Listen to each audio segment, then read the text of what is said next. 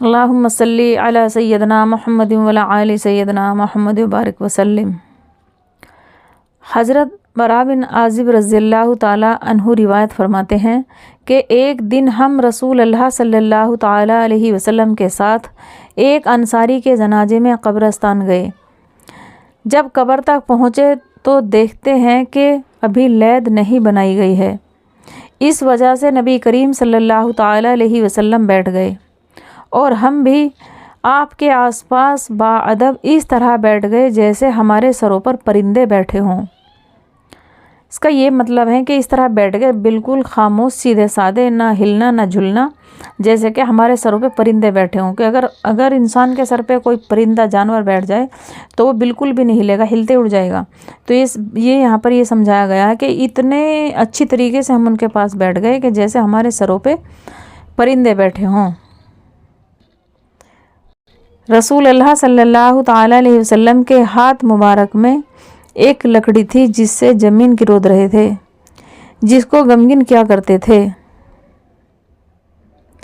آپ نے سر مبارک اٹھا کر فرمایا کہ قبر کے عذاب سے پناہ مانگو۔ 2 یا 3 مرتبہ یہی فرمایا، پھر فرمایا کہ بلا شبہ جب مومن بندہ دنیا سے جانا اور آخرت کا رخ کرنے کو ہوتا ہے تو اس کی طرف آسمان سے فرشتے آتے ہیں جن کے سفید چہرے سورج کی طرح روشن ہوتے ہیں، ان کے ساتھ جنتی کفن ہوتا ہے اور جنت کی خوشبو ہوتی ہے۔ یہ فرشتے اس قدر ہوتے ہیں جہاں تک اس کی نظر پہنچتی ہے وہاں تک بیٹھ جاتے ہیں۔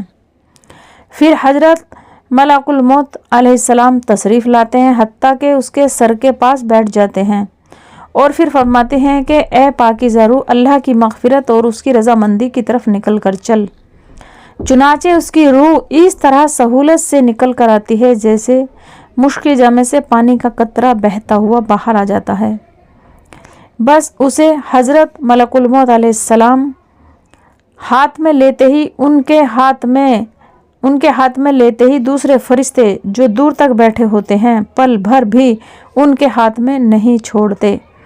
یعنی کہ ملک الموت جب روح کو قبض کر لیتے ہیں، اپنے ہاتھ میں لیتے ہیں، جو دوسرے فرشتے جو دور تک بیٹھے ہوئے ہوتے ہیں وہ پل بھر بھی ان کے ہاتھ میں نہیں چھوڑتے اور ان کے ہاتھ میں سے وہ فرشتے لے لیتے ہیں، حتیٰ کہ اسے لے کر اسی کفن میں اور اسی خوشبو میں رکھ کر آسمان کی طرف چل دیتے ہیں۔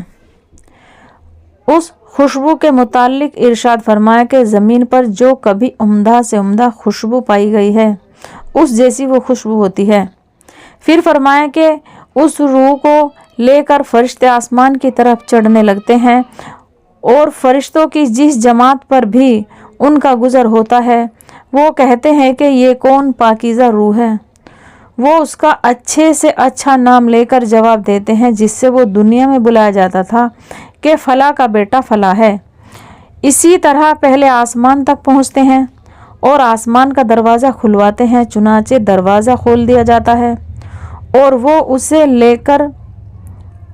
اس کی روح کو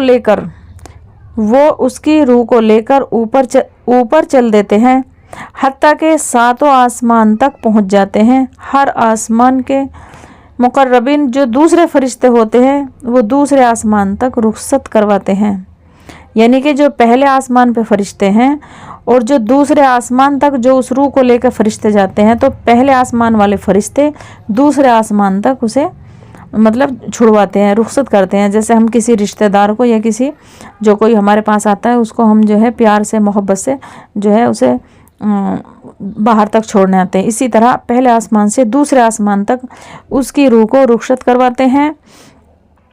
جب 7 آسمان تک پہنچ جاتے ہیں تو اللہ تعالیٰ فرماتا ہے میرے بندے کو کتاب علیین میں لکھ دو اور اسے واپس زمین میں لے جاؤ، کیونکہ میں نے انسان کو زمین سے ہی پیدا کیا ہے اور اسی میں ان کو لوٹا دوں گا اور اسی سے ان کو دوبارہ نکالوں گا۔ چنانچہ اس کی روح اس کے جسم میں واپس کر دی جاتی ہے۔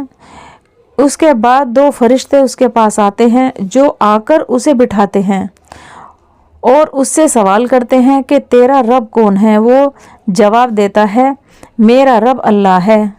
پھر اسے پوچھتے ہیں کہ تیرا دین کیا ہے؟ وہ جواب دیتا ہے کہ میرا دین اسلام ہے۔ پھر اس سے پوچھتے ہیں کہ یہ کون صاحب ہے جو تمہاری طرف بھیجے گئے؟ وہ کہتا ہے وہ اللہ کے رسول صلی اللہ علیہ وسلم۔ پھر فرمایا پھر اسی سے دریافت کرتے ہیں کہ تیرا عمل کیا ہے؟ وہ کہتا ہے کہ میں نے اللہ کی کتاب پڑھی، سو اس پر ایمان لایا اور اس کی تصدیق کی۔ اس کے بعد ایک منادی آسمان سے آواز آتی ہے جو اللہ کا منادی ہوتا ہے کہ میرے بندے نے سچ کہا، سو اس کے لیے جنت کے بچھونے بچھا دو، سبحان اللہ، اور اس کو جنت کے کپڑے پہنا دو، الحمدللہ، اور اس کے لیے جنت کی طرف سے دروازہ کھول دو، سبحان اللہ۔ چنانچہ جنت کی طرف دروازہ کھول دیا جاتا ہے جس کے ذریعے جنت کا آرام اور خوشبو آتی رہتی ہے، اور اس کی قبر اتنی کشادہ کر دی جاتی ہے جہاں تک کہ اس کی نظر پہنچتی ہے۔